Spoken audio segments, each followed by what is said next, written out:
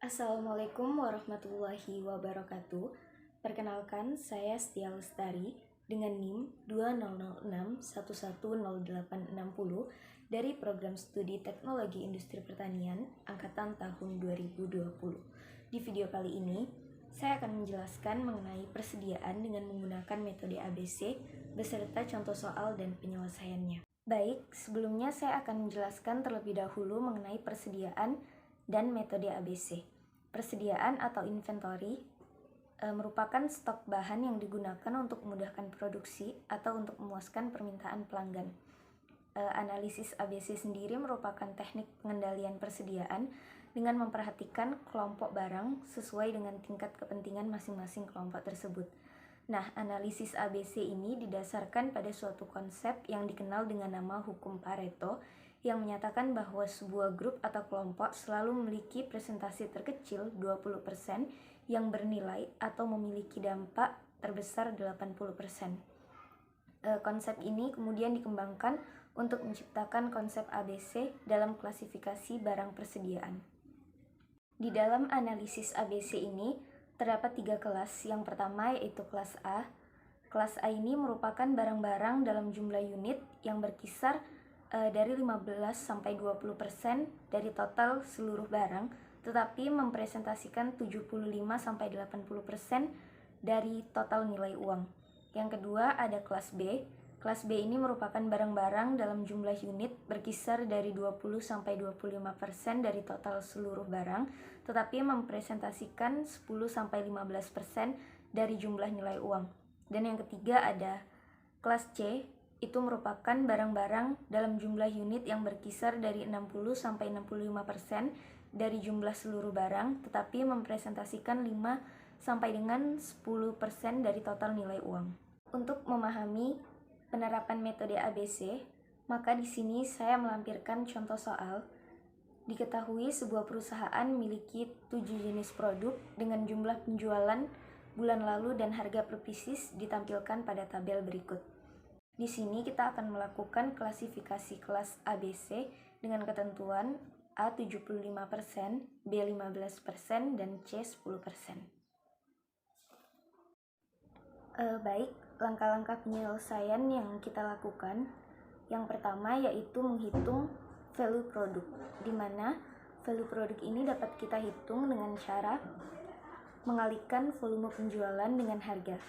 Untuk produk pertama, yaitu air mineral, value produknya dapat kita peroleh dari pengalian volume penjualan, yaitu 550, dikali dengan harga produk, yaitu 8.000, maka diperoleh nilai value produk sebesar 4.400.000. Begitu pula seterusnya untuk produk berikutnya, kita lakukan perhitungan dengan menggunakan rumus yang sama. Setelah kita memperoleh nilai value produk, selanjutnya kita akan mencari total dari value produk dengan cara menjumlahkan seluruh nilai value produk pada masing-masing produk.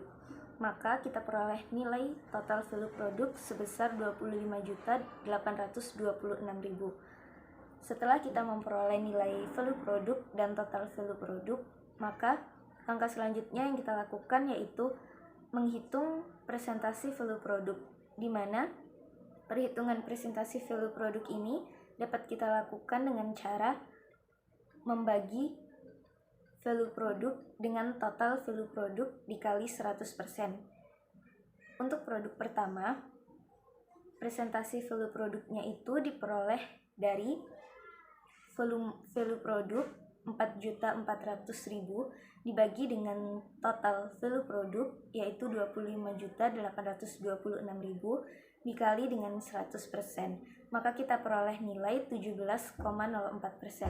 Begitu juga seterusnya untuk produk kedua sampai dengan ketujuh, kita melakukan perhitungan dengan cara yang sama. Langkah berikutnya yang harus kita lakukan adalah mengurutkan presentasi dari yang terbesar ke yang terkecil. Setelah kita urutkan, kita akan menghitung kumulatif presentasinya dengan cara menjumlahkan nilai presentasi produk dengan kumulatif sebelumnya. Presentasi kumulatif untuk air mineral adalah 25,17%, sedangkan untuk teh harum diperoleh dari 25,17% ditambah dengan 17,04%, sehingga kumulatifnya adalah 42,21%. Dan seterusnya, perhitungan kumulatif ini dikatakan benar apabila berhenti pada angka 100%. Setelah melakukan perhitungan kumulatif presentasi, kita akan melakukan pembagian kelas. Untuk kelas A, ketentuannya adalah 75%. 75% ini berada di antara produk tolak angin anak dan susu bir, maka kita akan mencari selisih terkecilnya. Yang pertama, 75% dikurang kumulatif tolak angin anak sebesar 63,35% diperoleh 11,65%. Dan yang kedua, 75% dikurang kumulatif susu bir sebesar 77,25%, maka diperoleh selisih 2,25%. Berdasarkan perhitungan selisih ini, diperoleh nilai terkecil adalah 2,25%. Maka kelas A dipilih dari produk susu bir. Selanjutnya, untuk kelas B, ketentuannya adalah 15%. Artinya 75% dikurang 90%. Untuk penentuan kelas B ini, kita melihat bahwa 90% ini berada di antara produk kentang sapi panggang dan teh melati. Maka kita akan mencari selisih yang terkecil.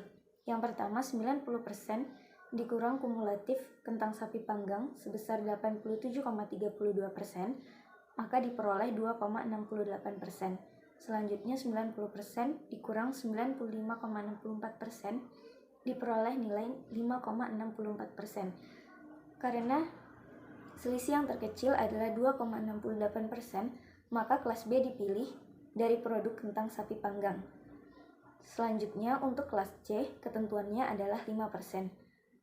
Karena kelas A dan kelas B sudah ditentukan, maka untuk penentuan kelas C ini diambil dari sisa produk kelas A dan kelas B. Demikianlah video saya kali ini. Mohon maaf jika ada kekurangan. Semoga bermanfaat bagi kita semua. Wassalamualaikum warahmatullahi wabarakatuh.